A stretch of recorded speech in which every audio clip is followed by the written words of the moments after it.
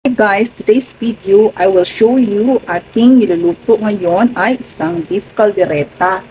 Ayan siya guys. Sarap-sarap yan. Oh. Ayan. Niluto natin siya di sa kuryente guys, kaya wala kaming gasol. So, ngayon, kasi walang gasol, syempre ata nagluto taog caldereta. Hindi ko pa nilagay yung aking bell pepper, kay mamaya pa kasi pinapalambot ko pa yung beef. Beef yan guys, with carrots, tomato, ayan, potato, onion, garlic, yung ganun. So, ayan, bell pepper. So, ayan guys ang ating mga ingredients. Tomato paste, tomato sauce, ano pala, evaporated milk.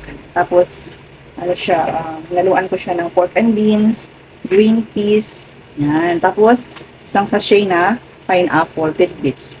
So, masarap na siya. Hinaluan ko siya ng beef cubes, isang magic sarap. Tapos, hinaluan ko rin ito ng asin na konting-konti lang. Tapos, oyster sauce. Tapos, brown pepper. So, yun. Ang ating mga ingredients nito. Tapos, niluan ko rin siya ng water na siguro wala pang kalahati ng pitsil na yun. Ayun, pitsil na kita niya. So, lagyan mo siya ng water para hindi siya masunog sa pitan at lumambot siya ng lumambot. Kita natin. Reveal. Okay. Ano siya guys, unang beef natin. Kita nyo. Ayan na siya guys. Masarap na siya looking. Masarap. So, diba? So, ayan guys. Salamat sa panonood sa ating pagluluto ngayong araw na to ng beef caldereta. So, ayan. Bye-bye!